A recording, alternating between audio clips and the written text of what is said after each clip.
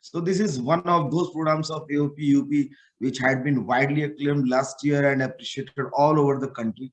And we conducted about quarter century of PG programs thanks to our over enthusiastic PG residents and their super wonderful mentors who are themselves powerhouse of knowledge. So with this, I welcome our past president, Dr. R.S. Sethi sir, Dr. Vineet Saxena sir, our HSG Central IAP, and all respected delegates and dear PG students. And I welcome our esteemed chairpersons of this program, Dr. Rajesh Kumar, who is one of the very active members of our AOP UP, and we feel personal glory for his tenure as Principal Autonomous State Medical College, Shahjahanpur. And our other chairperson is Dr. Shalabh Kumar, who is additional professor, AIMS Patna. So we welcome you, sir. And today we have a very learned and dynamic lady, Dr. NEETA RADHAKRISHNAN, to take off this flight. She is Associate Professor and Head Department of Pediatric Hemato-Oncology, Postgraduate Institute of Child Health, Noida. In fact, Madam, AOP UP appreciates your newly elected venture in Pediatric Hemato-Oncology chapter of IAP as Honorary Secretary, and we congratulate you once again. And before we start, let me invite President Dr. Alka Agrawal to formally welcome the guests. Dr. Alka Agrawal, ma'am. Thank you very much, Dr. Ajay. This PG activity is very close to my heart, and last year it was very widely, as rightly said by Dr. Ajay, it was quite acclaimed and it was very appreciated by one and all the postgraduates and young practitioners. So on behalf of Academy of Pediatrics, Uttar Pradesh, I welcome all the dignitaries, our esteemed speaker, our esteemed chairpersons, HSG CIAP, Dr. Vineet Saxena, past president, Dr. Shalabh, esteemed Dr. Rohit Sethi, and all the dignitaries who have joined us for this first inaugural, if I can call inaugural session for this year for postgraduate activity. And we couldn't have had a better start with Dr. NEETA RADHAKRISHNAN. She's herself, I wish to congratulate her first for becoming the secretary of the national chapter. And she would be presenting a very important aspect of PG teaching. And I would like to invite Dr. Vineet to say some few words, and then over to Dr. Shalabh to carry over the proceedings. So thank you, Dr. Alka, madam. I now invite Dr. Vineet Saxena, our own HSG CIP, to say a few words of blessings and inaugurate this first academic activity of AOP UP. Dr. Vineet, sir. Thank you, dear Ajay, for good words. President IAP UP State, Dr. Alka Agrawal, President, immediate past President, Dr. Shalabh, my teacher, and very much who actually a brainchild of this activities, Dr. R.S. Sethi sir, and I am happy he is here, and he used to stay throughout the activity, in all activity. Thank you, sir, for encouraging state IAP and all PG students. So this was a wonderful activity last year initiated by Shalabh, and I'm happy that Dr. Alka Agrawal who is very deep in deep in academics, and I am sure that she will carry forward this activity and will take it to newer heights. Speaker of today's Dr. NEETA RADHAKRISHNAN, really a pride for our state. She is presently a secretary of Hemato-Oncology chapter. NEETA is not only good in academics, she carries so many works for community, and recently she's going to celebrate World Oncology Day in the IAP platform. So my best wishes to NEETA for her future endeavor, and to chairing this session, two of my very close one is Chandramohan from Patna and Rajesh from Shahjahanpur is here. So it's a really happy moment that all of three are not only good in academics, they are also very good and committed to IAP affair also. So best of Ajay for all the year, and please continue what you have done last year. All the best, Ajay. Thank you, sir. Thank you. और just to share, last year Dr. Shalabh जब president थे तो हम लोगों के सामने में one of the most academic body Dr. R.S. Sethi sir, Dr. Alka madam ने इसको बहुत बढ़िया रन किया 25, और इस बार जब मैडम प्रेसिडेंट है तो डॉक्टर शलभ के पास ये चार्ज है. Definitely this team will rock and PG activity आप लोग के आशीर्वाद से अच्छे से बढ़ती रहे. तो doctor Shalabh sir, now ball is in your court. Please carry forward from this place. Thank you, Dr. Ajay. Thank you, Dr. Alka, for giving me this responsibility, and I'd like to carry forward this very important activity of the postgraduates with the help of yours, Dr. Ajay, and with the guidance of Dr. Sethi.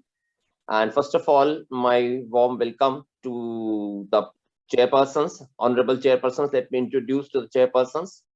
Dr. Chandramohan Kumar, who was here. I had a company in Muradabad for some time. Now he has gone to Patna AIMS, additional professor pediatrics, AIMS Patna. He has 40 papers and journals and books and chapters in a subject expert of pharmacovigilance program of India, and he is the member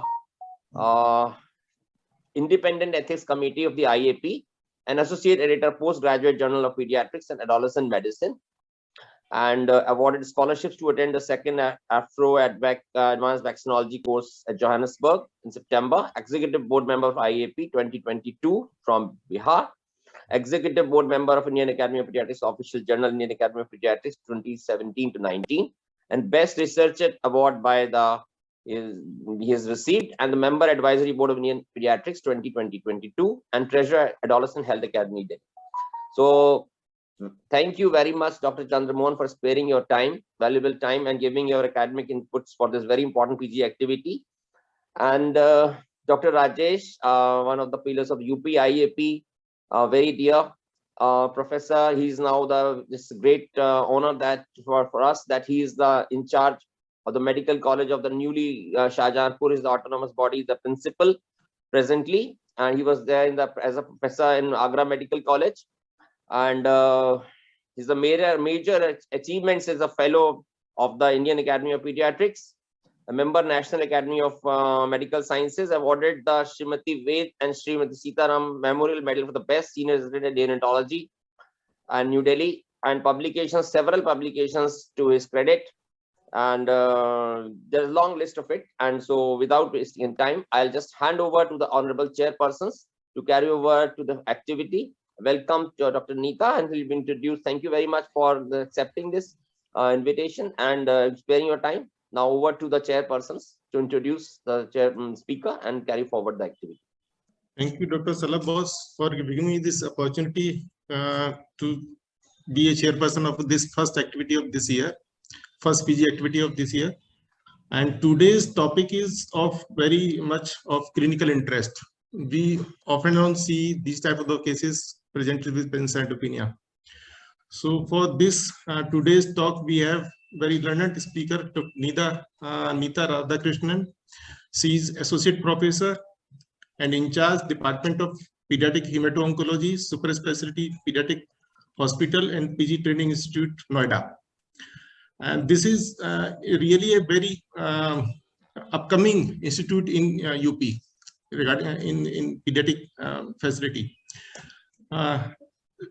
Regarding his qualifications, he has fellowship in hematostasis and thrombosis from University of Milan. She has fellowship DNV in pediatric hemato-oncology.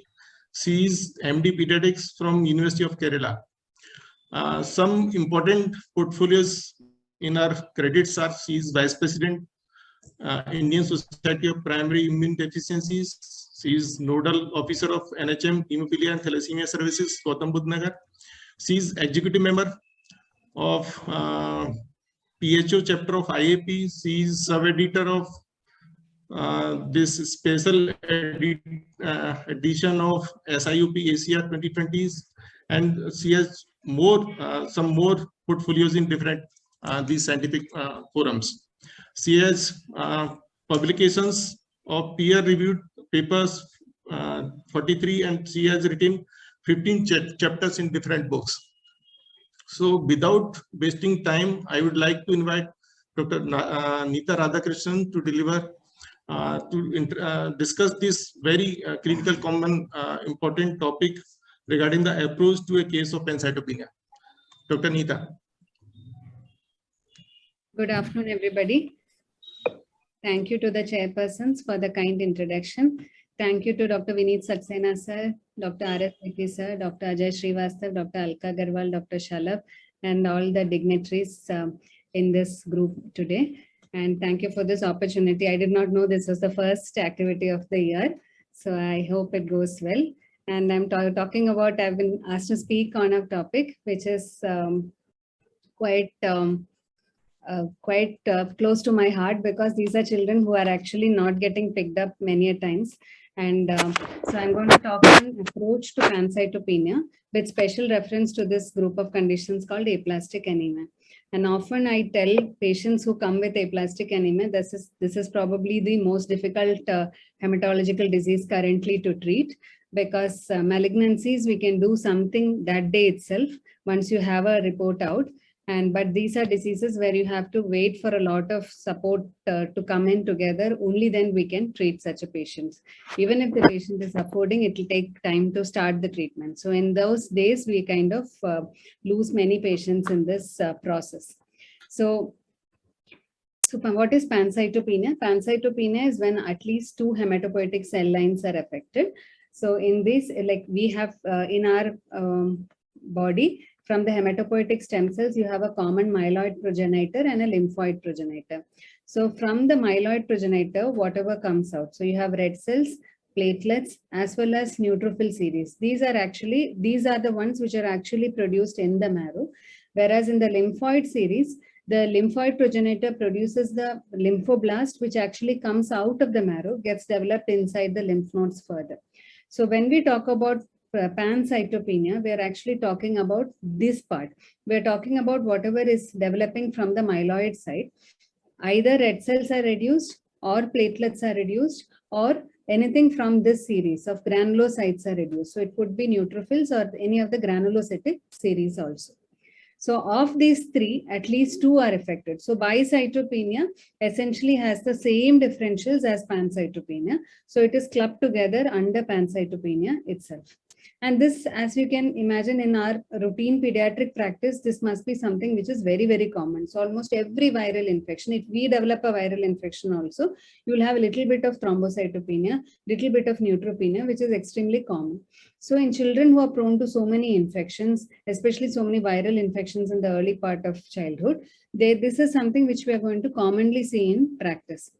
On top of it, you have children who have nutritional anemia. So that again per se causes one lineage anyway will be down. So with this, if there is thrombocytopenia, so that creates a lot of confusion usually, whether we should evaluate these children or not. So in this presentation, we'll discuss what are the common differentials, case-based, and then we'll see a simplified approach as to how to evaluate children and which are the children who require urgent referral, urgent treatment, which are the ones where we can wait and watch.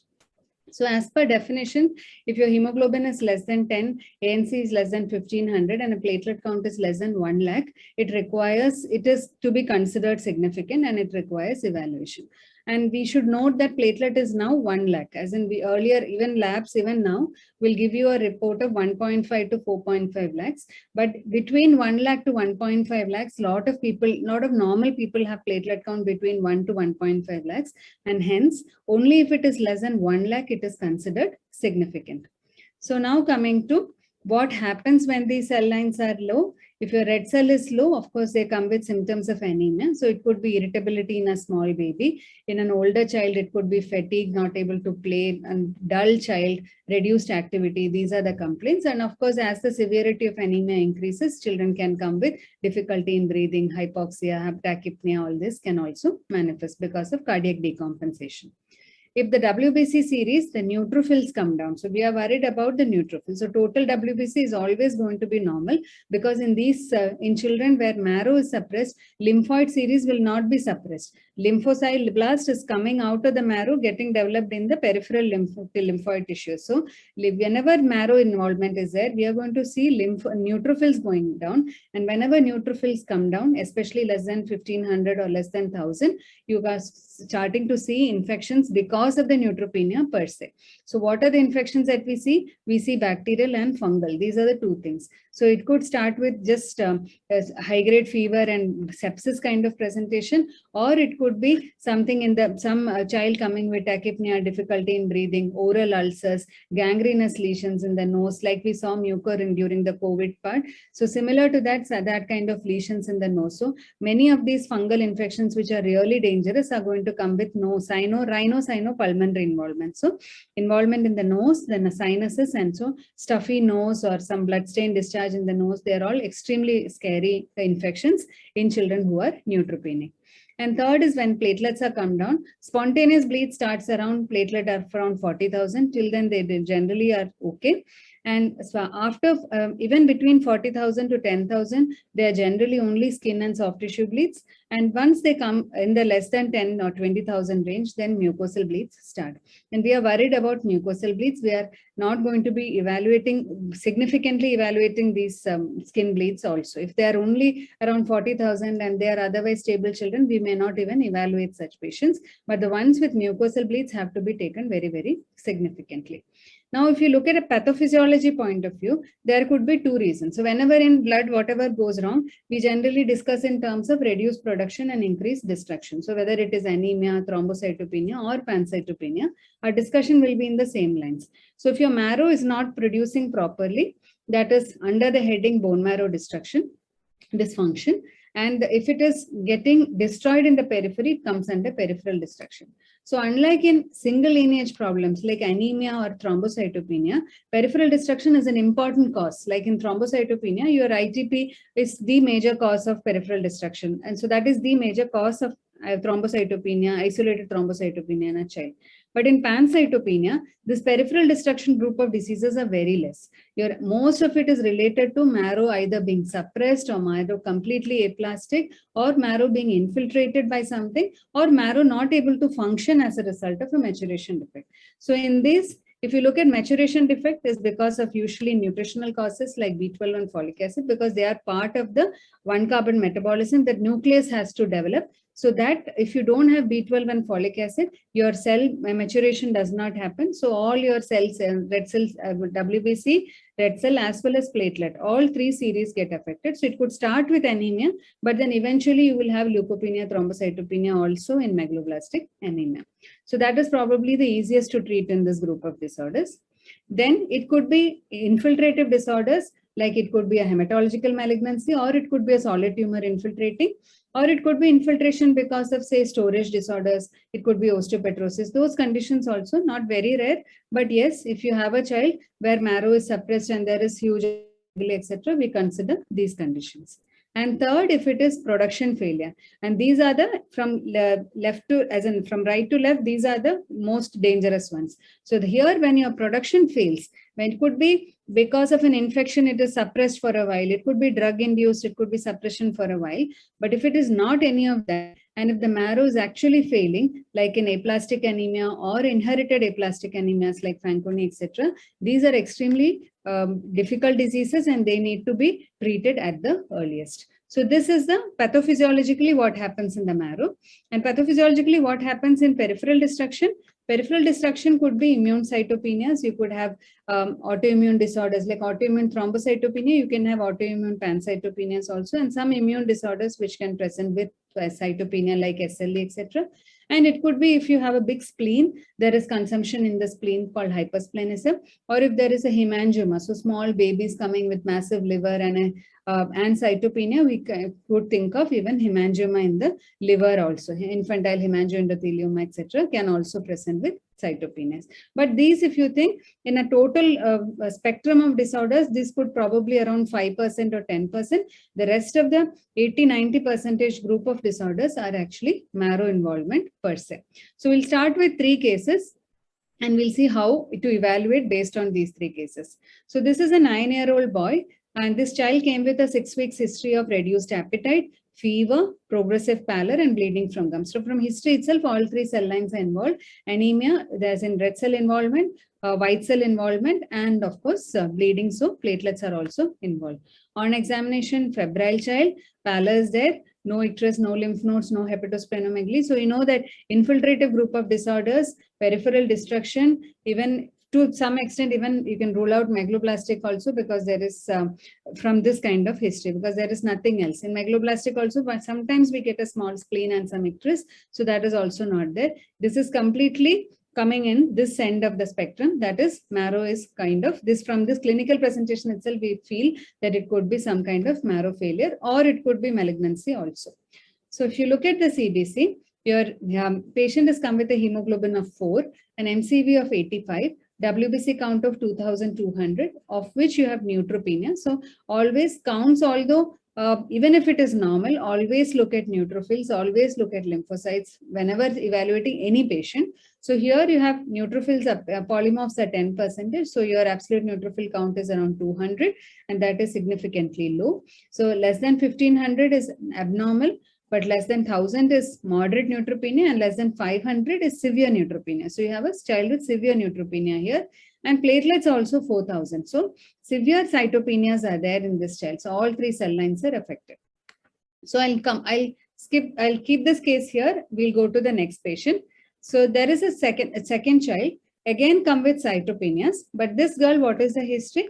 This is a 1-year-old girl. She's been brought with pallor. She has some reduced feeding and bleeding from the nose. So again, probably cytopenias, bicytopenia definitely seems to be there from the history. When we see the on examination, you have a hemoglobin of 6.5. Child is pale with heart rate. There is tachypnea, there is tachycardia, there is some hypoxia. Saturation in room air is 82%, and you have hepatosplenomegaly also. Cardiovascular system, there's no S3. And this is a child, I can show. This is a child who seems to have some movements also, abnormal movements. I think it is quite appreciable in this. This kind of tremor-like movements is seen when you are evaluating the child.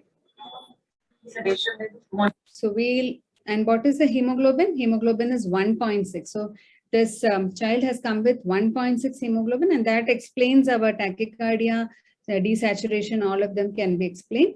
And MCV is 106. WBC count is 3400 with a neutrophil count of 400. And so then again, so boycytopenia and platelet, let us see how much it is. It is 32,000. So here again, pancytopenia, but MCV is very high. Clinical presentation is quite characteristic. So we know that we already in our minds, we know this could be megaloblastic. Now let's go to the third patient. Third patient is a 2-year-old girl. 2-year-old girl who has come with fever since 6 weeks duration. So this is high fever, a long duration of illness. And there is jaundice since the onset of illness. There is some difficulty in breathing. On examination, she is pale. She is icteric again. So in this child, and there is tachypnea. There is hepatomegaly. Liver is enlarged 7 centimeters below the right costal margin. And there is some reduced air entry on the right side also. And in this child, she's been in the hospital for a while. So the reference was given probably after a few weeks. And this child already has some evaluation which is done, for which hepatitis A IgM came out to be positive. But this hepatitis A per se does not explain the 6 weeks of fever. So for this persistent fever, she was evaluated for other infections, rheumatological disease, malignancy, and that is how the reference came to us. And because of icterus, she was evaluated. She had a liver function which shows cholestatic jaundice, and she was parallelly evaluated for Wilson as well as autoimmune liver disease also. And since she was anemic and had repeated transfusion, they had already sent out a DCT also, which came out to be negative. So this is a child, 6 weeks of fever, difficulty in breathing, some reduced air entry on one side, probably a pleural effusion or a pneumonia, with a hepatitis A positive status, but which does not explain either the tachypnea or the respiratory part of it, nor does it explain this high-grade fever with cytopenia, repeated transfusions, etc. So you have a scenario like that also. So in her case as well, if you look at the CBC, hemoglobin is 3, MCV is 87, WBC count again similar to our earlier child, neutrophils is again 800, platelets almost similar to our earlier child, around 27,000. So we have 3 distinct scenarios here. And let's see how to evaluate. So this slide I've taken from the Protocon this thing which me and Dr. Siddharth had contributed. So this is an approach to bicytopenia, and we thought the easiest thing to clinically look at is whether the bicytopenia is associated with any organomegaly or not. And so that is probably the simplest thing we can do in our OPDs. And based on this, finding whether there is an associated organomegaly or not, and a CBC with a close look at the MCV and the degree of severity, we can easily come to the differentials of pancytopenia. So we'll look at it one by one. So we look at the first case. We remember that the child did not have any organomegaly and severe cytopenias. So these are, again, on the left side, we have the most dangerous ones, which are aplastic anemia and some acute leukemias, which are going to present to us without hepatosplenomegaly. So this is again a discussion which comes up in our practice here also, where when we send out a marrow, if somehow the form is not filled correctly, or if we ask a CBC and a peripheral smear, the pathologist, first thing they ask us is there any organomegaly? So somehow we have always been taught to link organomegaly to a possible malignant process. But this should be very, very importantly noted that organomegaly is not required. Hepatosplenomegaly or lymphadenopathy is not a requisite for diagnosing a malignancy. So even if you have children, especially myeloid malignancy, APML, these are children who are going to come without a spleen, without a palpable liver, without any lymph node. There are ALL children who come in without lymph nodes palpable also. So it could be just cytopenia without any manifestation. Sometimes it may be just a vague bone pain, or sometimes, like recently we had a child who had only jaw pain. He had complaints of pain in the teeth and pallor. That was his only complaint. So these are marrow involvement. The features are actually of marrow involvement, but then you may not, the child is presented to us early enough so that there is no cytopenia. So without cytopenia, whenever, without organomegaly, whenever cytopenia presents. So bicytopenia, in the absence of any hepatosplenomegaly, these are the most dreaded diseases. You have aplastic anemia and leukemias, of which again AML and APML. APML is a type of myeloid leukemia. These come in this group. What if you have mild to moderate hepatosplenomegaly? And this is the probably 80% of our practice will be with this, or all cytopenias.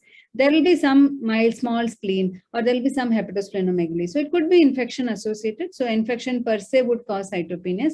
So it could be any of our common infections per se. So we can generally, when such children come, they are evaluated extensively for the infections, either a seasonal infection or something which is rare also, tuberculosis, all this gets evaluated. So even if it's isolated hepatomegaly or isolated splenomegaly, then also they get evaluated for this group of infections.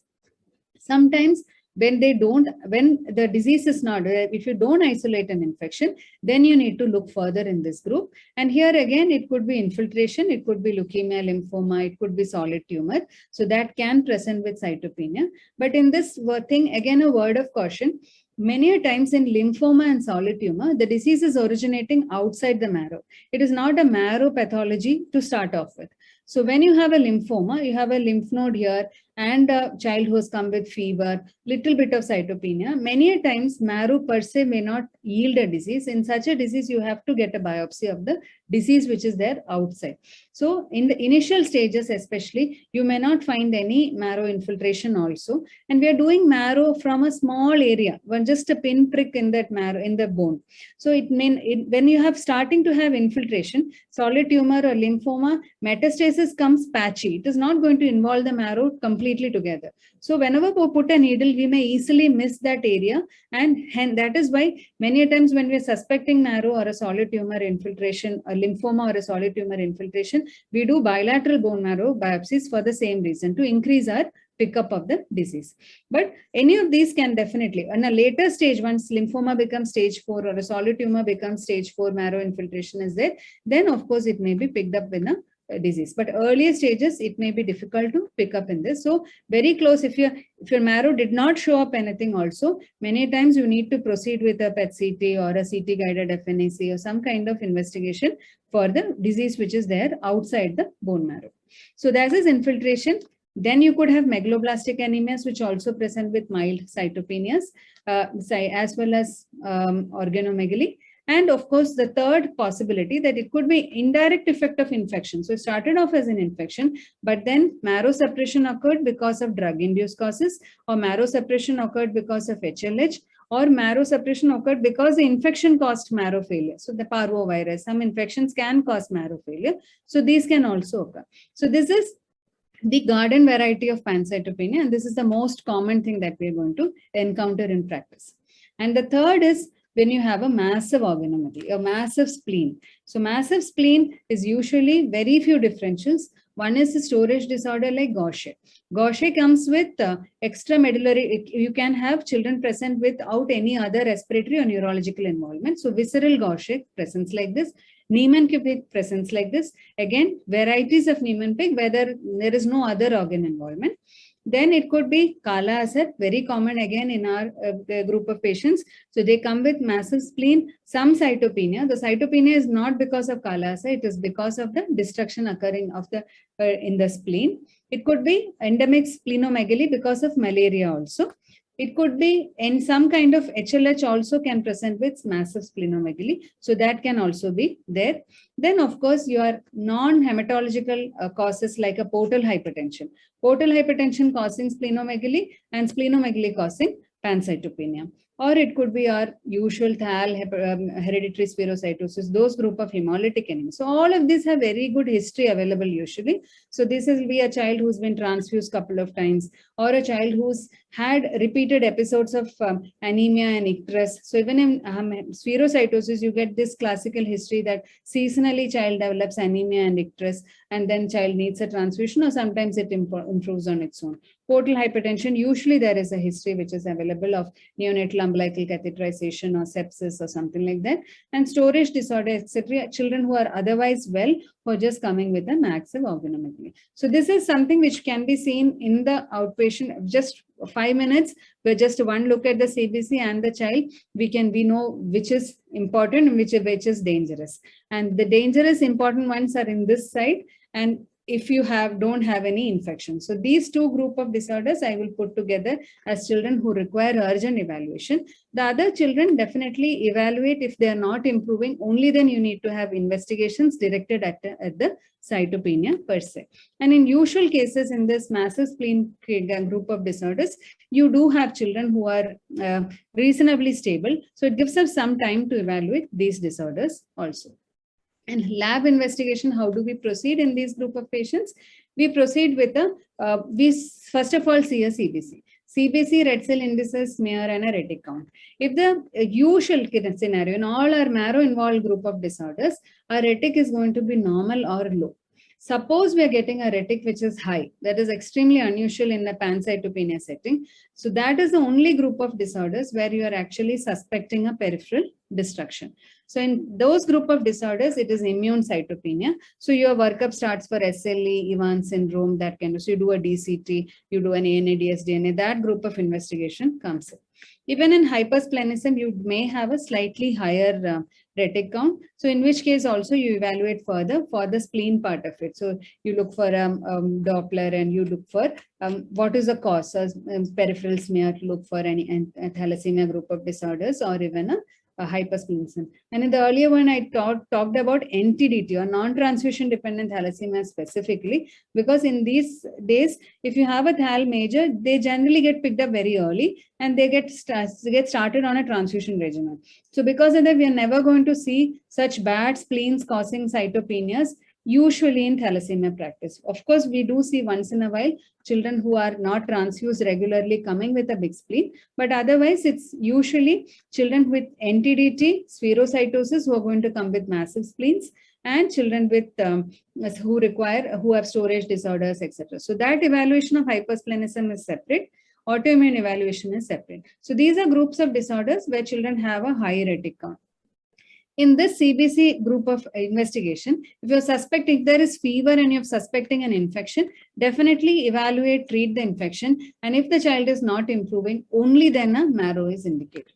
But in those group of disorders, in cytopenias are all severe, where your retic is also coming as normal or low. When I say normal, myeloid leukemias, megaloblastic anemias, Even ALLs also can present with a normal retic count. So retic being normal does not rule out sinister pathology. Infiltrative disorders can also have a normal retic to start off with.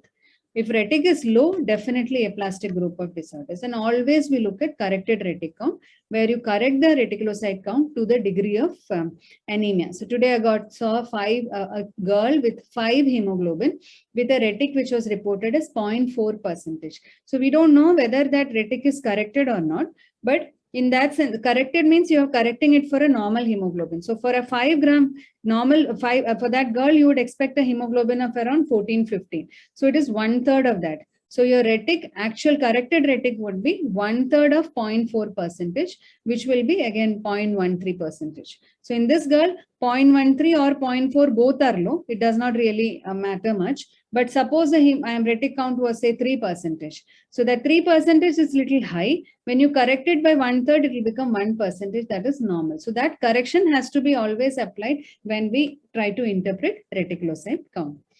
So this is our group. So when you think that this is going in the marrow pathology, many times, if you don't have any infection on board, or if the child is otherwise well and stable, we wait. Otherwise, you will have to go for a marrow and always a biopsy. The biopsy is highlighted in red for that same reason, because marrow, unless there is a ALL or probably an AML, nothing else can be diagnosed on a biopsy. We need a cellularity. We need to look for biopsy cuts to look for granuloma infiltration, all that kind, solid tumor infiltration, everything else.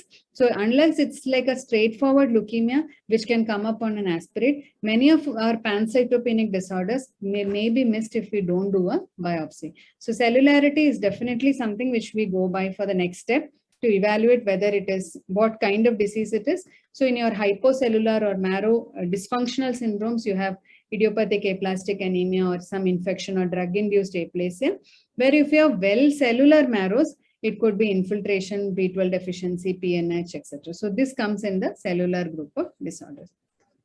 So this is how we will evaluate, and this is how we'll see what happened to those 3 children. I think this part we have seen already, but I'll just mention that sometimes when we ask for the history, when we are thinking in terms of megaloblastic, etc., always ask for the dietary history. Malignancy, ask for bone pain, medication, toxin exposure, etc., should be additionally asked for. And when we'll go back to the cases and see what happened to them, and then we'll deal a little more in detail regarding the rest of it. So what happened to the first child? See, the child was a 9-year-old boy. Remember, he did not have any organomegaly. He had severe cytopenia. So for all the 3 cases, this thrombocytopenia less than 10,000 is something very sinister, and that was there only for this child. So what happened? We did a reticulocyte count. Retic count came as 0.5%. So that is low. Peripheral smear, did it help us? It didn't help us much. How it is supposed to help us? If there is some evidence of malignancy. All malignancies need not be evident on a peripheral smear. So earlier there used to be a terminology called subleukemic leukemia or aleukemic leukemia, etc. And all of them has gone out of vogue now. But these terminologies were used to describe these patients in whom disease has started off, but there is no evident blast in the peripheral circulation. So in this child also, we didn't see anything in the peripheral circulation. That does not mean it's not malignancy. It could be malignancy, it could be aplastic anemia. In that leftmost corner, 2 diseases which we have. Biochemistry did not yield anything. Marrow aspiration also tells you what? All cell lines are reduced. It does not really tell us anything more. What do we need to diagnose? We need a cellularity. Cellularity is something which is assessed on bone marrow biopsy sections, and that told us it is 20%. So anything less than 20 or less is aplastic anemia only. And this child was evaluated further and diagnosed to have idiopathic aplastic anemia. We always rule out Fanconi, which is a inherited marrow failure syndrome, and PNH in this scenario. I'll come to that why we do it in a bit. So, and this child was diagnosed as aplastic. Case 2, that small baby with tremors who had again hemoglobin very low, cardiac failure, child came with cardiac decompensation, neutropenia of 400, platelets were 30,000. Peripheral smear was good, as in peripheral smear told you that there were overlapping hypersegmented neutrophils. we could do a B12 folate assay. But generally in practice, if you have a hypersegmented neutrophils in circulation, macrovolocytes, everything is clinically correlating. We generally don't do B12 folate because it is expensive, and many times these reports may be fallacious. And marrow was done in this child because there was some other confusion in the peripheral smear or something, and that is why marrow was done, and it showed just erythroid hyperplasia. This child was diagnosed as megaloblastic anemia, and we proceeded with treatment. And the third child who had PUO, again, degree of anemia was severe. Neutropenia was 800. Platelets also not very low, but yes, 27,000. Retics were low. And in this child, the next step, although hepatitis A was positive, we did evaluate for the degree for pancytopenia and high-grade fever. We evaluated for HLH, and HLH markers came positive, and she was treated for that. Coming to what was the treatment, the case one, the aplastic anemia treatment, we'll deal in a little bit in detail in the rest of the section. So he was started on immunosuppressive treatment. He has shown some partial response, and we'll see why partial response comes in. B12 girl called B12, and she is initially there was concerns of worsening of tremor, but somehow she was managed. So whenever we start B12 supplementation in a severely depleted B12 depleted child, there would be some worsening of tremor, which is seen as response. It is almost like it's because of a neurotransmitter imbalance which comes in when you just suddenly start supplementing B12.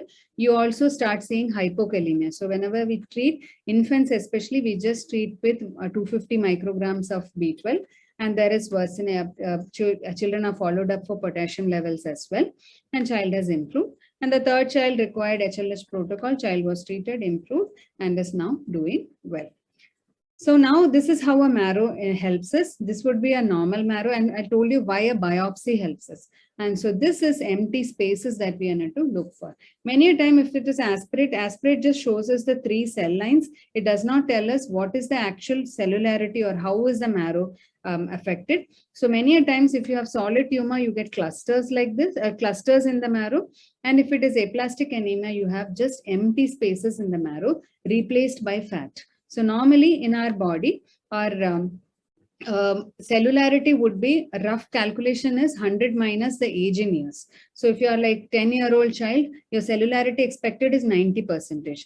But if you see this marrow, your cellularity would be of all the cells, probably it would be around 20%. So this is how they calculate. The pathologists also tell us how a cellularity is affected, if cellularity is low or not. This is megaloblastic anemia, just megaloblastic erythropoiesis, erythroid hyperplasia. It comes in that cellular group of marrow disorders, where I think there is someone's raising hand. I think we can take questions towards the end.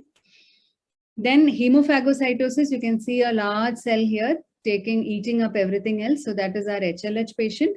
And third, if you have some child with large splenomegaly, even a marrow can help us in the terms of showing us this kind of storage cells also. So all this is pancytopenia, and all this requires, as in many of them can be treated without much evaluation, but many children require urgent evaluation also. And then there is another group of disorder which looks exactly like megaloblastic, but we have started treating with B12 folic acid. You may not see improvement. So in those group of disorders, they are actually, it could be because of secondary causes also, like a child not taking the medicine properly, or there is some underlying malabsorption. All that is there, like secondary causes for nutritional anemia. But many a times high MCV pancytopenia scenario could be because of this condition called MDS. Again, not very commonly picked up, just because by the time they get to know that this is a disease, child would have already progressed to myeloid leukemia. So this is kind of a pre-malignant condition, and this is also not uncommonly reported in pediatric practice. So this is one of our patients who was who kept on having these black spots on the skin, cytopenia, multiply treated as B12 folic acid. And then after a very long, I think 3 or 4 years of cytopenia history, multiple transfusions, came and was diagnosed as MDS. By the time he already had myeloid leukemia, and he came in with this kind of a pneumonia-like presentation. So this child, because of this kind of MDS presentation, some abnormality in the marrow called monosomy 7 that is also very uncommonly seen in this kind of scenario. So this child was evaluated further and was found to have this particular MDS called GATA2 deficiency. So now we come to the second part, which is aplastic anemia. I will not go into extensive details, but just to show how important it is to pick these children up and get these children treated at the earliest. So when your severity of this pancytopenia worsens, so your marrow is completely infiltrated with only fat and there is no marrow being produced, that is the scenario called aplastic anemia. So by now your cellularity has come less than 25%. So if it's a 10-year-old child, 90% should have been our cellularity, but now it is 25% or 20% like in our first patient. And out of cytopenias, you need to have either 2 out of 3. So it could be hemoglobin, it could be neutrophil count, it could be platelet count. In our earlier pancytopenia calculation, we said hemoglobin of 10, neutrophil of 1500 and platelet of 1 lakh. But here as the severity increases, platelets, to call it aplastic anemia, you should have a platelet count of less than 20,000. ANC should be less than 500. And if it is less than 200, it is called very severe aplastic anemia. And here we don't go by retic anymore. Hemoglobin anymore. We go by reticulocyte count. So if you have retic percentage, based on that, you can retic percentage into red cell count will tell you absolute reticulocyte count, and that will tell you. So if it is less than 20,000, again it comes under the aplastic bracket. That means the completely marrow is stopped functioning to whatever reason. So why does this happen in children? It happens because of 3 reasons. It could be because of some genetic cause like Fanconi anemia. We've all seen children with Fanconi. It could be Fanconi, dyskeratosis, those group of constitutional genetic disorder. Children are born normally here. 5-10 years go on without any problem, and then after that they start coming in with cytopenia. Little MCV high would be seen, and these children progressively develop cytopenias and they die. If you don't treat them, they die either of malignancy AML, pancytopenia per se, they die of cytopenia per se, they die of AML, or children like with Fanconi, etc., they can have solid tumors also. So it's essentially a doomed life. If you have been diagnosed with something like this, we need to act fast and get the bone marrow transplanted at the earliest, which will help at least the AML part of it. Solid tumor prevalence, this thing has to continue. Prevention and surveillance for solid tumors as well as colonic carcinomas, etc., continues lifelong in this group of disorders. So it's an extremely severe, sick patients, usually children come with this. But then these children are going to present early. They're going to start around 5 to 10 years of age. They're going to start their cytopenias. So they just generally get labeled as dengue or megaloblastic anemia, etc. And the child is lost to follow. And then again, child comes in, one transfusion he receives, then goes off. And after a while, when the cytopenia becomes severe or the child has become AML, only then the disease comes into the picture. So that is the difficulty. We don't pick them up in the pre-symptomatic stage. Second group of disorder, which is the middle one, which is idiopathic aplastic anemia. That is means there is an immune destruction happening to the marrow. So immune destruction means, this is again a marrow picture. I'll show another one later. So similar to the earlier one. So these are the bony spicules. This is essential marrow, which should have looked like this. It should have looked like teeming, as in full of blood cells or erythropoietic cells. But here it is all replaced by fat and there is nothing else. So this group of disorders, this again is a severe form of immune destruction. It is like the same disease which causes, say, ITP, but the destruction is the immune dysregulation is in the T cells of the child. So because of that, those T cells are directly attacking the stem cells. So we need to, the level of immunosuppression required to get the child out. In ITP, you can give a short course of steroid or maybe IVIG and get away with it. That immune part of it settles down. But whereas this one, that that autoimmune or immune destruction is so severe that you have to sometimes replace the entire T cells, or you have to suppress the T cells extensively. That is why all this immune suppressive treatment, transplant, all that comes in this picture. And the third group of disorder, which we think is common, but we hardly encounter it in practice. We all think chloramphenicol causes. Chloramphenicol, of course, it is reported as an idiosyncratic side effect, but hardly we see. Drug-induced cytopenias, none of them are in that severe range to cause aplasia as such in these days, unless you are exposed to some radiation exposure or some kind of benzene, chemicals, etc. This group of disorders, a direct chemical or physical damage to the marrow, is not so common. If you are suspecting it, you generally have to just give supportive care for these children. They improve also. But many a times, out of 100 children that we are going to see, maybe around 10 would be Fanconi, maybe around 2 to 3 would be in this cytotoxic drug, this group of disorder. The rest of all aplastic anemias are going to be idiopathic aplastic anemias, which are very, very severe.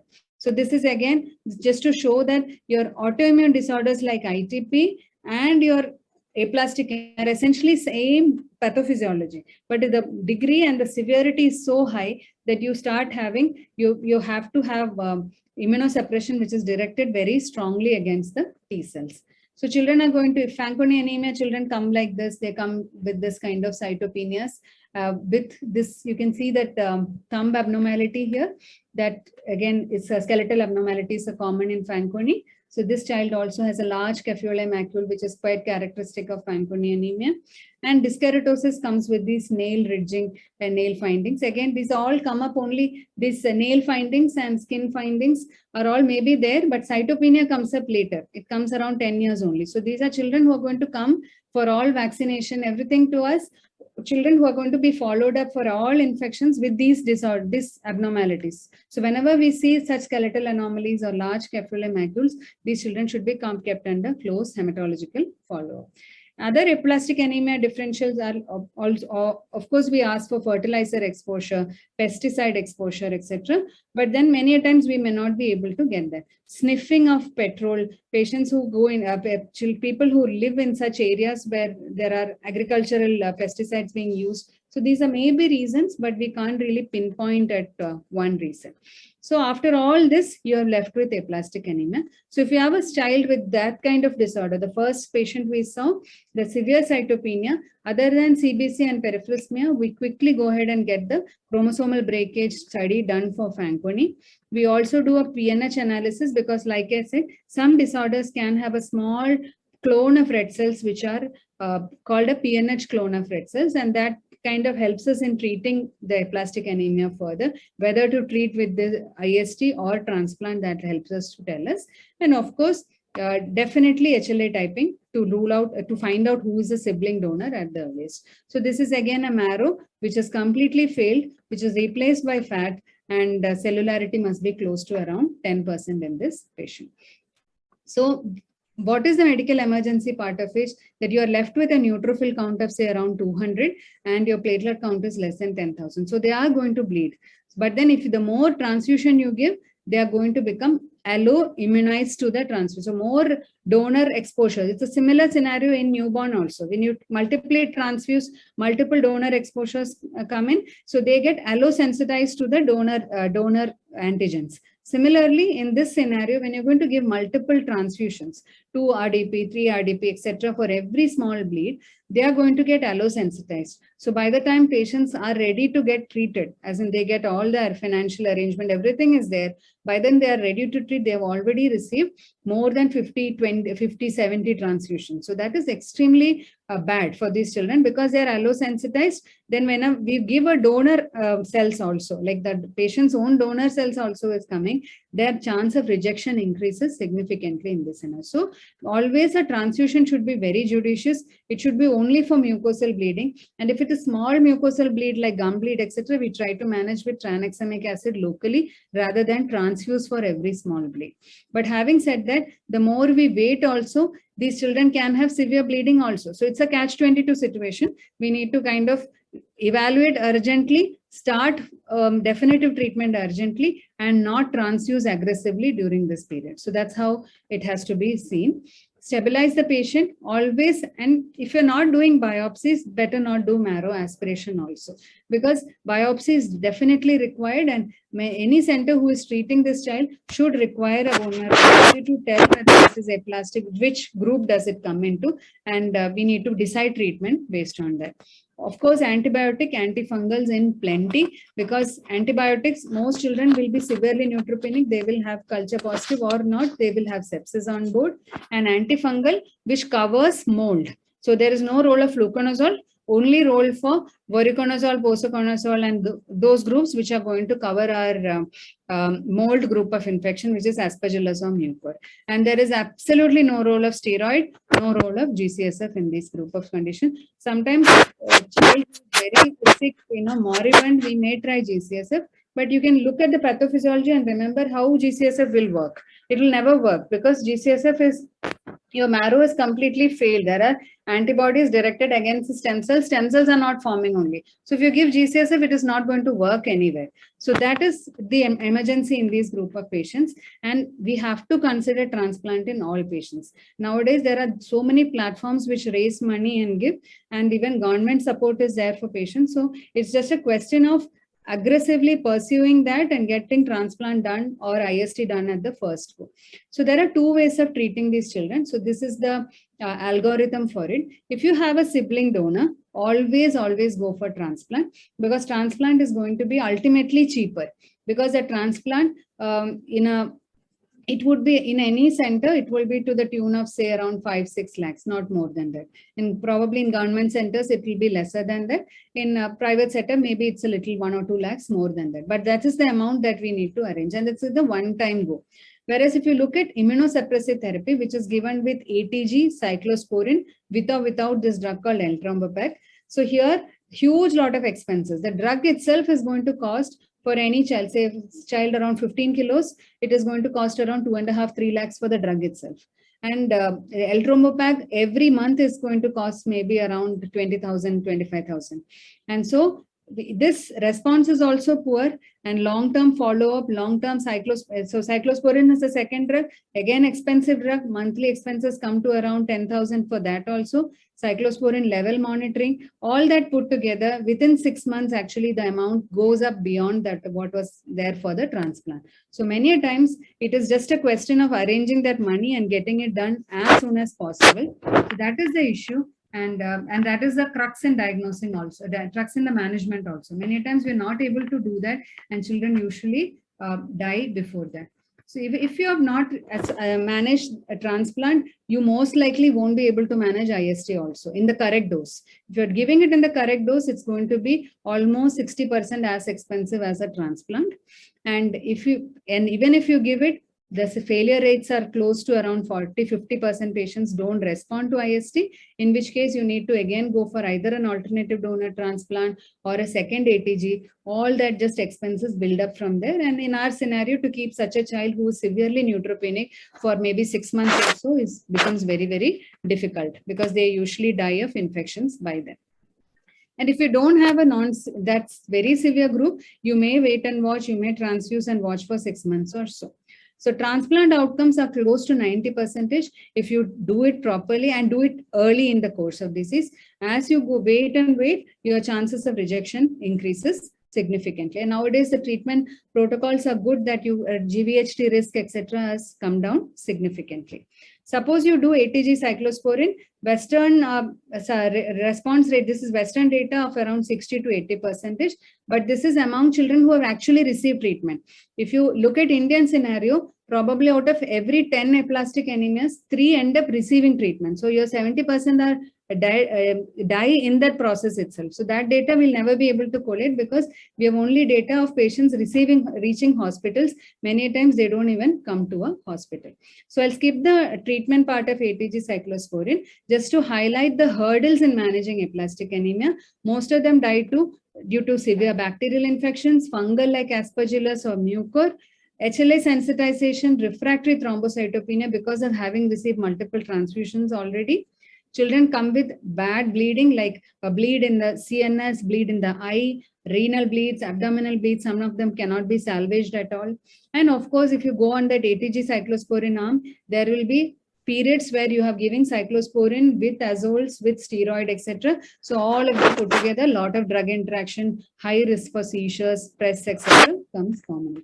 So to avoid all this, the only thing which we can do is, as soon as the child is suspected, early treatment should be initiated. We need to push for financial approval, of the family can approve. So there have been families who will, when you counsel properly, they are willing to even sell off land and arrange money to get the treatment done, because that is the kind of urgency in this. It is 1,000 times more urgent than a leukemia management, because leukemia financial arrangement is not a big deal, because you can start treatment on the same day, and you have a breathing space of couple of weeks or maybe months to get the final amount arranged. But aplastic anemia is a condition where you cannot do that. So that is how I'll finish. I'll just show just the basic steps of evaluating pancytopenia. So if you have any child with pancytopenia, first thing is look at all the 3 cell lines. See if you have a couple of reports, see if they're trending up or trending down. So if they're trending down, only then we need to be worried. If it is a child who was cytopenic, is improving now, eventually with the response of the infection, the child's counts are slowly improving, then don't do anything about it. Just wait and watch. Assess severity of each cell line. And it's hemoglobin, of course, might be the lowest, because it may be happening on an additional, on top of a nutritional anemia. But if the neutropenia is severe or thrombocytopenia is severe, then our the red flag should be there. So what is the next part? You look at common infections. Can it be due to a common viral infection? Can it be due to enteric fever? Yes. Can it be an infection with the nutritional anemia? The very, very common in our scenario. Can it be nutritional anemia alone, like megaloblastic alone, which can cause this pancytopenia? And if it is MCV low scenario, we are most happy, because it is an iron deficiency anemia. On top of it, some infection has happened. But if it's an MCV normal or an MCV high scenario, like a megaloblastic, a marrow failure, that group of disorders need further evaluation. If a child is stable, compatible history is there for nutritional anemia, just wait and watch. And if your cytopenias, etc., are not severe, just wait for the condition to resolve on its own. And if there is no fever, counts are going up, just add nutritional supplements, transfuse only if hemodynamically unstable. And usually cytopenia resolves in 4 to 6 weeks, and very close watch should be done. What if it is not?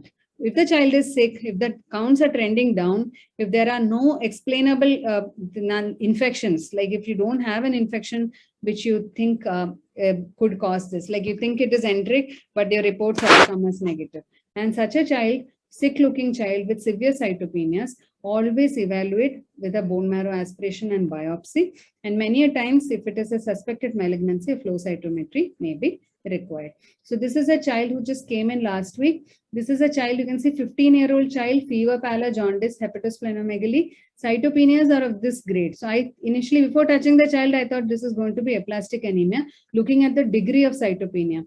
100 WBC, neutrophil 2, platelet 6,000.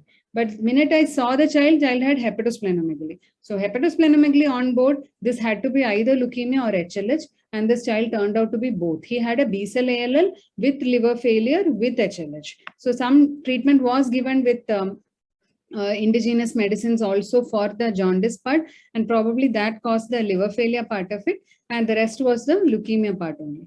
Another child, 15-year-old girl, again, similar child, came on 14th of Jan. So you see the cytopenia, neutropenia is 190, hemoglobin is 2, platelet is 5,000. Again, severe cytopenia. Even in the first one, even MCV is not recorded also. So maybe because of severe cytopenia, the machine could not calculate it properly. So here, no organomegaly as such. So possibilities kept was the sinister group, that is aplastic and leukemia. And the third lower differential would be megaloblastic. Although we didn't have an MCV, but we can see the counter occulta shows some large WBCs, which I'm trying to focus here. This large WBCs may be, red cells are there in the circulation. So the good part would be that it could be, if it is megaloblastic anemia, it's good for us, but the other two require urgent evaluation. So she underwent a marrow. Marrow showed only erythroid cells with no leukemia, no aplastic anemia. So we just treated with B12 folic acid. So this was on 16th of January. So let's see the next WBC, which came on 21st of January, WBC count. So it is already within 4-5 days, there is a response to B12 folic acid. Of course, we transfused once because the child was came 15-year-old, 2 gram hemoglobin, came with respiratory distress. So transfused once, but even neutrophil response and platelet response is extremely good. So this was 22nd and the girl came today. So this is 28th. Today's CBC, your hemoglobin WBC is 5,000. Hemoglobin is 9 and platelet is 4 lakhs. So these are some things which are really nice, but many times it is not like that. And I'll finish with this slide. This is a boy who came to us in 2019 with aplastic anemia. Many children don't survive so long. So this is his name is Lucky, and we always keep praying that he remains lucky. And so he came in 2019 with a cellularity of 10%. At that time, the father is a mechanic. He arranged around 1.5 lakh rupees through an NGO and all. They got the IST done because there was no other option at that time. There was no response. So from May 2019, he has been followed multiple admissions, multiple transfusion. He has had a renal bleed. He has had seizures. All these things happened while on cyclosporin, and nothing happened. Finally, in 2021, I think May or June, he got financial sanction, which was applied earlier. Due to some issue with his records, his money got sanctioned later. And then we looked for a donor. His sister was a match, and we transplanted in June 2021. And now he's completed 7 months. He had a bout of dengue during this last week, but other than that, he is doing really well. So these kind of good stories are very, very less. Out of 10 children, probably 3 children end up getting treated. All the rest are usually lost because of infections or bleeding. So that is the severity which I wanted to highlight. And it is a true medical emergency, aplastic anemia. And among pancytopenias, it is a group of disorders which needs urgent evaluation and management. I'll stop my slides here. I'll be happy to take questions.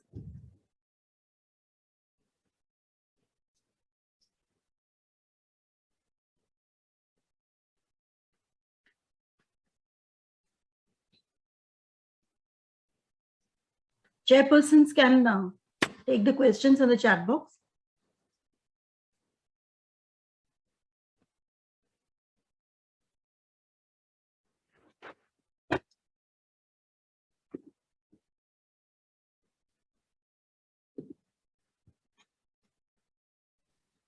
Dr. Chandramohan, you're there.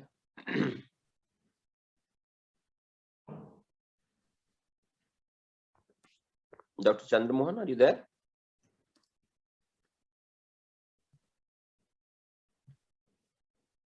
Shalabh, आप ले लीजिए. I think I must first of all compliment Dr. Neeta for such an excellent and exhaustive presentation. I think it couldn't have been a better presentation which covered right from anemia to the most problematic conditions or most dangerous conditions like malignancy. So it's actually total gamut of conditions from a mild benign condition to a very malignant condition. And I would just want to share our own personal experience in our own hospital, where I think we got a number of patients. We have prepared a series also of patients who are in the adolescent age group who come with anemia, and incidentally, not only anemia, it is a pancytopenia. And it turns out to be that it is a plain megaloblastic anemia who respond very, very well to vitamin B12 and folic acid, just as your case which you presented. And somehow within a month we got at least 6 to 7 such cases, and very categorically they are in the adolescent age group. So would you agree to that, Dr. Neeta, that this is the age group where they get affected like that, and the presentation of megaloblastic anemia could also be in the form of pancytopenia? Yeah, especially in adolescent. That last girl which I showed was for that reason only. Yes. That is a critical age group when children come in with cytopenia, dull adolescents looking not feeling well, not eating well. A lot of them, you ask families like, what is the issue? So then they say for the last 6 months, she's not eating well. She prefers only namkeen, or that kind of food fads also. Pica-like symptoms will be there. Not like eating mud or anything like that, but usually they prefer only salty or spicy food instead of normal food or vegetables or milk, egg, all that intake will be less. And then some families, of course, vegetarian families, even families which are not vegetarian also come in with, because the quality of probably food which gives you B12 even in a non-vegetarian diet in India is poor. So because of that, they come in like this. Some of these children stay in like hostels or with somebody. So it's the caretaker issues are also there at times. And then just manage them with treatment even oral. We don't even give parenteral nowadays, only oral, and so long as they're not in cardiac failure. So if there's no cardiac failure, just manage them. just keep a close watch. 1 or 2 times you may have to call in between, but they generally respond well. But having said that, high MCV pancytopenia group is an extremely scary group of disorders. So always keep a close follow-up. That GATA2 kid I showed was actually managed as B12. And because the response wasn't coming, and then there was nothing in the peripheral smear to show that there was myeloid leukemia. So, and then when nothing was coming, he had short stature. So he was admitted for marrow and endoscopy at the same time to rule out celiac also. And the marrow showed myeloid leukemia to our surprise. But so many times there can be surprises in the high MCV group of pancytopenias. In all our cases, the MCVs were more than 100. All of them, 102 to 108, they ranged. Yes. I think Dr. Chandramohan has joined. So. Actually, it was a very nice presentation, and I'm glad that NEETA has covered everything, and it has dealt with every aspect.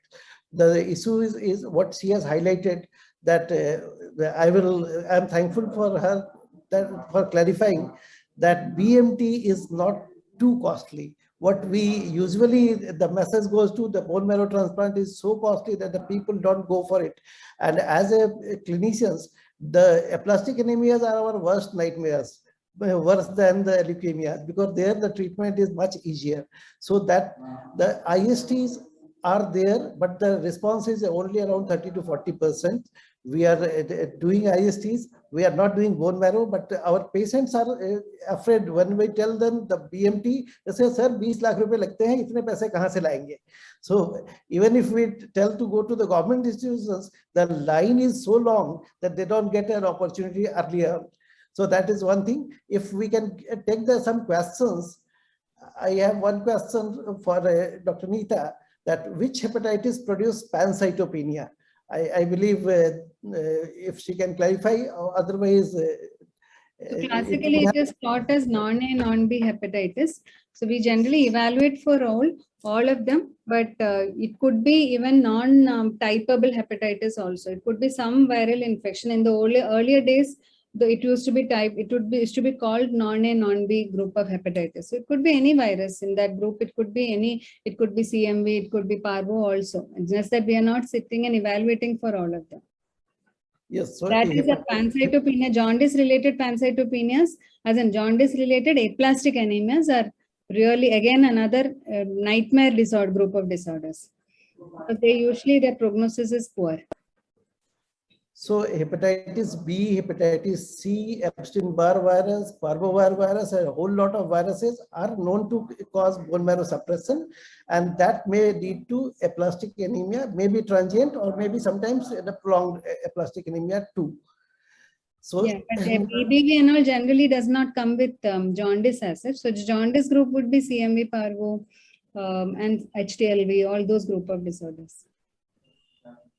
Yes. So and yes, sir. Yes, sir. Please continue. And aplastic anemia, sometimes aplastic anemia is in a continuum of a spectrum. So the follow-up is very essential. It may turn out to be MDS or AML in the latter course. So that's why the bone marrow transplant, if applied early, would be of help. Yes, sir. Thank you, Dr. NEETA, for enlightening us with such an excellent talk. Actually, I have one query in my mind, whether this facility of BMT is available at SSPH or not. Yes, sir. The last case I showed it for that reason only. So we have started bone marrow transplant, both allogenic and autologous, and we have completed 10 cases now. So then we have done 2 aplastics, of which 1 is that child. Thank you. Thank you. So that a sibling donor, that picture was put up for that reason only. So in this case, there were many challenges. One was that he was an IST failure. So usually IST failures, the later you do transplant, the worse outcome it is. So usually you want to catch these transplant kids early and transplant of them early. But by the time, patients come, we get this many a times, like sir just mentioned, people think that it is costly. In this child, he was done, the family did not have to arrange any money. The government funding came from 2 sources, and that covered the entire hospital bills. As in, we need medicine needs to be purchased. So that is in transplant cost, all the irradiation, all the FRS's cost, stem cell donor FRS's, all that cost gets covered in that. So, so that is how it has helped for that family. And that is how we have done all our 10 transplants also, with government support only. And because it does not get covered under Ayushman, it has to be separately applied for. And generally they get funding also. So aplastic, especially in the state of UP, we've received good funding. It's just that by the time the patient comes, it is usually a moribund state. We have had children coming in with CNS mucormycosis or bilateral blindness because of bleed. So they're all very late in the presentation. Actually, before this talk, I was also having this impression in my mind. Okay, this is very costly treatment. And with your presentation, now it is clear that it is available within 5 lakhs rupees. This treatment is available. So Yes. this is a good thing for UP. Yeah. We actually did the costing also just for a paper. So this boy would have, I think his cost of, the actual cost would be only around 2.5-3 lakhs in terms of medicine cost. So in our setup, it is only medicine cost that they cover. The hospital, it's a government setup. That is. So that cost also government gives, and that is why family does not have to spend that. Okay, thank you. In the chat box, I am seeing 2 questions. One is about role of anabolic steroids and danazol. Yeah, so these are 2 agents which we can give, especially in that in inherited marrow failure group of disorders. So Fanconi group of disorders, they respond to anabolic steroids. So when you add anabolic steroid, it could be danazol, it could be stanozolol. So these agents are usually given. And what is the advantage? It kinds of buys you some time to transplant. So this works only for that inherited marrow failure. It does not work for idiopathic aplastic anemia. But even in that group of disorders, like we follow around 15 Fanconi baby kids here, and of which only one had a bone marrow donor, none of them else have a marrow donor. And many of them, they have been started on this stanozolol and they do reasonably well. Only thing, you need to follow them up for liver toxicity. There are some liver-based complications like teleosis, etc. that needs to be seen. But the response is usually good for inherited marrow failure syndromes. So another question is for the megaloblastic anemia. They want formulations. Which formulation was given for megaloblastic? So just B12 preparation, we usually use Mecobal.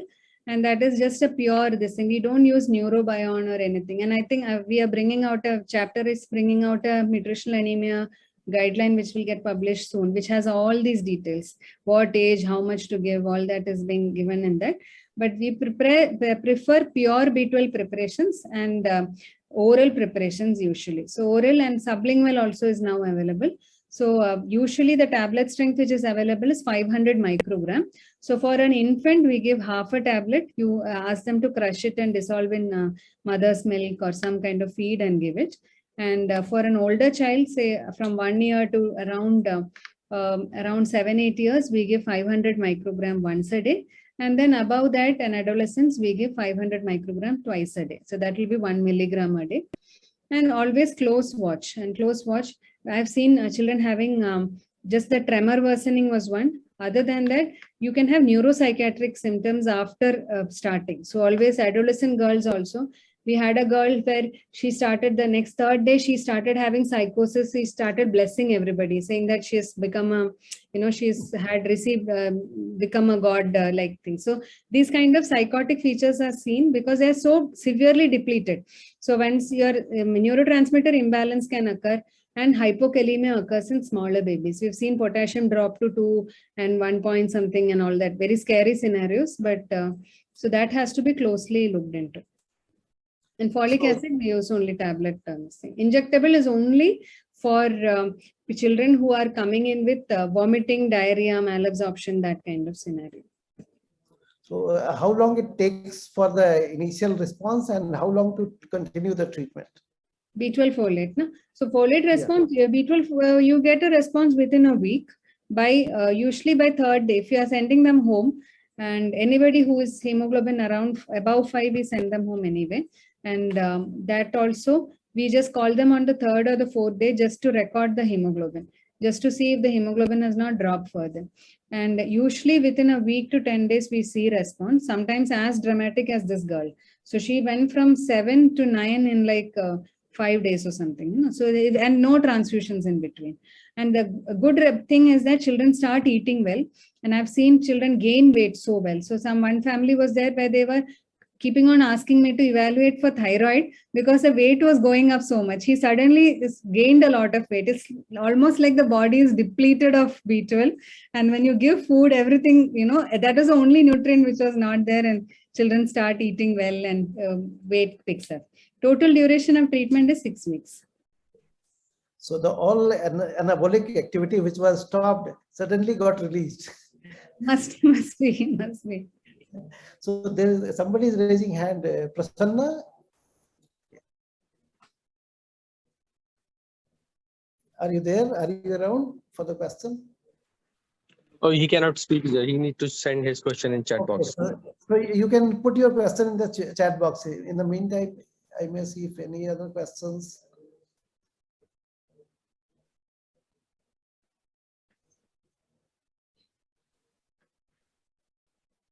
I think there are no more questions. So There we are can, questions in the beginning. You want to take them? Dr. Kailash Agarwal. yeah, Dr. Kailash sir, KC Agrawal sir would like to KC ask sir. questions. Yes, sir. Several questions. Yes. ITS his query was. Yes, sir. It is ITS only. One of the causes is megaloblastic. Yes.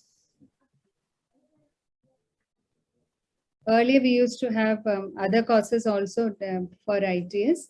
One of the common causes that we see now is B12 deficiency, especially if mother is depleted. So maternal megaloblastic gives a baby who has neuroregression or new developmental delay with tremors, a common scenario. And sir has asked what was the serum ferritin, fibrinogen, etc. So in that third case, yes, all of them was compatible. I did not put it because it was a long presentation. Ferritin must have been around 5,000. Any ferritin, the criteria is 500, but the higher you go up, the positive predictive value goes up. So if you have ferritin of more than 10,000, that is 99% positive predictive value, that is this HLH. Even in that last kid I showed, the BALL with HLH, his ferritin was around 17,000. So that is how ferritin is predictive. Fibrinogen usually is low, around 200. And triglyceride is something what we see, fasting triglyceride, and that also was high for that child. And usually secondary HLH improves well with treatment of the underlying cause. So if you have enteric or something like that, it's a little easier to treat. But if it is a child, like in this case, hepatitis A with HLH, there was nothing specific to treat for. So only HLH treatment. And in this case, that girl improved within a week, and your steroid, once you start, child improves. But only thing is, we have to be 100% sure that there is no malignancy underlying before we start such strong treatment. So they receive steroid as well as etoposide, and some children also cyclosporine.